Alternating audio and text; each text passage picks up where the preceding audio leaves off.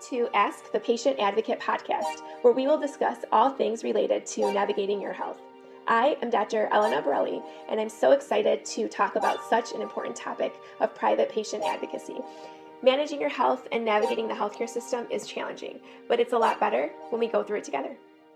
Welcome back to a new episode of Ask the Patient Advocate podcast. Today, I'm excited to welcome Zera Kray, licensed clinical social worker and therapist.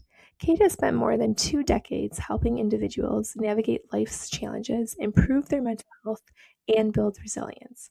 Her professional journey spans child welfare, clinical social work, and psychotherapy, as she brings not only extensive clinical expertise, but also valuable personal insights as a wife, mother, daughter, friend, and caregiver. Kate is passionate about helping people find balance, develop healthy coping skills, and create meaningful change in their lives. I'm so honored to welcome Kate to our podcast today. Welcome, Kate. How you doing? Thank you. Thanks for having me. Yeah, of course. So let's start with your journey. What inspired you to become a social worker and eventually pursue a career in mental health counseling? Yes. So my kind of launch into it, I was very young. I was a seventh grader, so middle school, around 13. I would volunteer with my mom. We had some family friends that worked at a nonprofit in Chicago. That's where I'm from. And they allowed me, because I wasn't 18 yet, they allowed my mom and I to go together. And it was kind of like a full service child welfare organization. So they did foster care, and my mom and I would go to the emergency shelter. So it would be, babies that maybe were born with drugs in their system, and so basically, deemed maybe the parents weren't ready to parent. So babies, newborns would be brought there. Maybe kids were being neglected or Interesting. mistreated, in their homes. So they would be, coming to the shelter. So I would see these women mostly coming back and forth, with these badges and these files of paper, like holding these babies and bringing them. And I'm like, who is this person that's like saving kids or helping them, get back to their parents, maybe getting their parents some services, their biological parents. And then I learned they were social workers. So I'm like, oh, wow, that's what I want to do. And so that was at age 13. And I laugh because I tend to be indecisive, but that is something that spoke to me and I stuck with it. And now, this many years later, I'm doing what I set out to do in middle school. That's awesome. That's wonderful. I love that. And I think, you have seen it and it can relate very well. So that's wonderful. Thank you. So, of course. So mental health is receiving more attention than ever before, which I think is great. Yet many people still struggle to seek help. Why, in your opinion, do you think that is? Yeah, I think a couple things come to mind. I think there is still a stigma in certain circles, maybe Absolutely. cultures. Yeah. And it's unfortunate, but I think it's a little bit of this mindset or mentality of like, you have to be strong, pull yourself up by your bootstraps, kind of like it's very like insular, like you have to do it on your own. And I think it's really unfortunate, honestly. Absolutely. No, I completely agree. One word I often hear from patients is overwhelmed between medical Mm, payments, family responsibilities, work demands, and everyday life. Many people feel like they're constantly running on empty. And I think, in addition, when you're getting like a sudden diagnosis or a chronic diagnosis, or time sensitive, like cancer or something like that, you kind of, I think the healthcare system is sort of built from a clinical aspect to sort of give you tools like medication and, even maybe physical therapy, but they kind of overlook like this person still has to go through the daily things of their normal life that they do. mm, And trying to figure out how to like process that or navigate that on your own is very emotionally draining. A lot of times, depending on your condition, sometimes you may, as a patient, you might not even want to be getting out of bed, let alone, going through the day. So in your opinion, what are some practical strategies for managing like feeling overwhelmed? absolutely. No, it's a good question. I think in parts language, I do modality I use is internal family system. So it's like, we have different parts of ourselves. I think overwhelm is, a part of us. Sometimes it takes like the wheel, so to speak, and it can take over. And that's like all we can see is the overwhelm, the to-do list, and everything just feels like a burden. So I guess maybe I would start with like the identified patient in this case, somebody that is dealing, let's say, with a cancer diagnosis or is trying to rule out and get to the bottom of what this, autoimmune condition might be.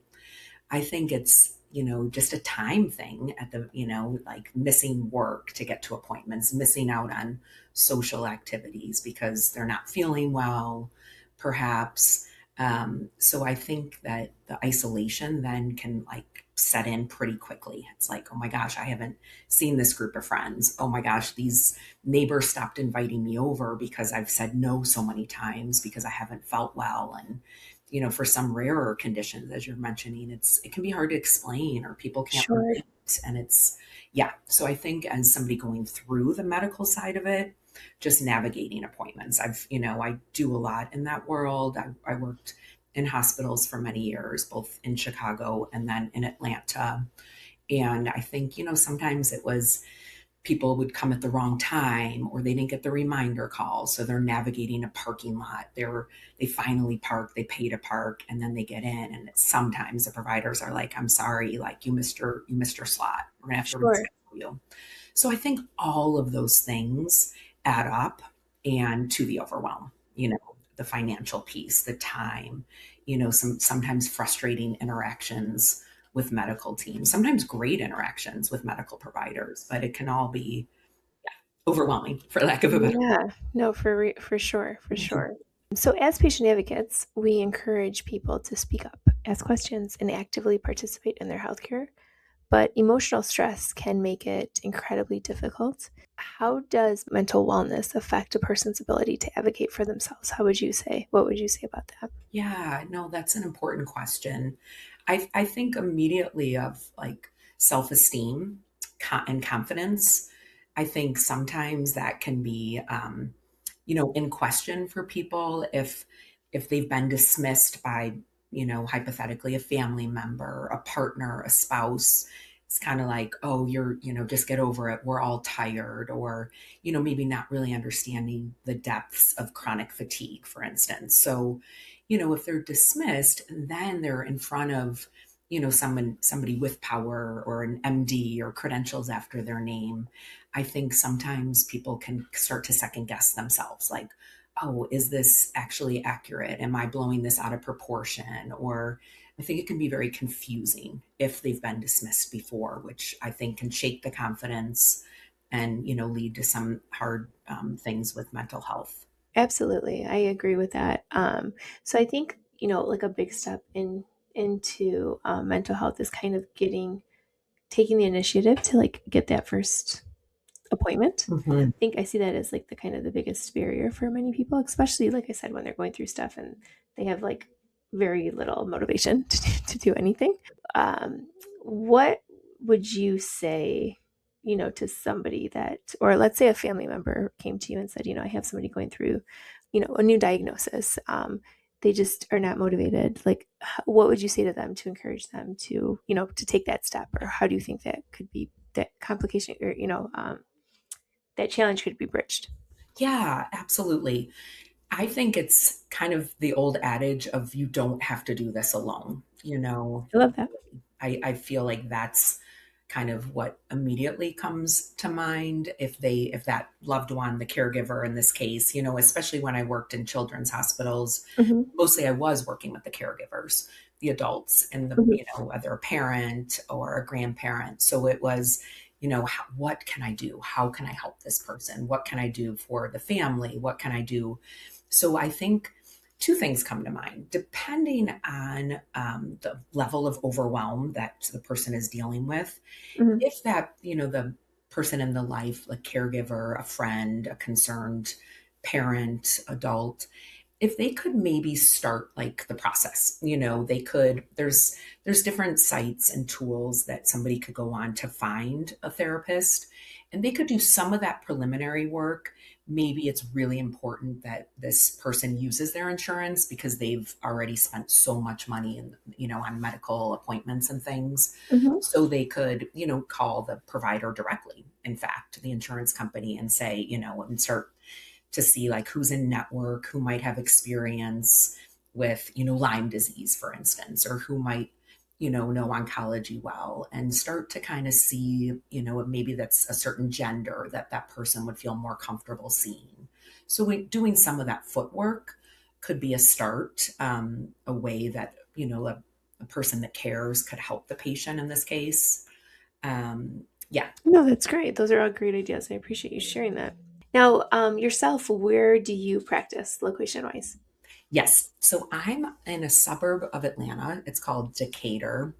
Nice. And yeah, are you familiar? I Hmm. don't. Okay. Yeah. Yeah. Yeah. Yeah. It's a great area. Now it's like buzzing because of the World Cup, and they have a Yes. lot of watch parties around here. So it's kind of fun energy. So yeah, so this is that's where I am right now. It's my physical office location. And I am licensed in Illinois, and I still do some support groups for an organization in Illinois, a cancer support community there, as well as a cancer support community here Oh, in that's Georgia. wonderful. Yeah, so obviously, then when I see individual clients from Illinois, I do a lot of virtual sessions. Because of the nature of the population I work with, some Yes. autoimmune considerations. Mhm. Yeah, I think it's more accessible. I think people Oh, appreciate. Yeah, absolutely. Yeah, virtual kind of opens up a whole new totally, demographic for sure. totally. Yeah. That's wonderful. That's wonderful. So, for our listeners that want to kind of learn more about you and connect with you, where is the best place that they can do so? Yes. Well, thank you for asking. Yes. So I have a website. It's just my full name. Okay. So it's KateZeraKray.com.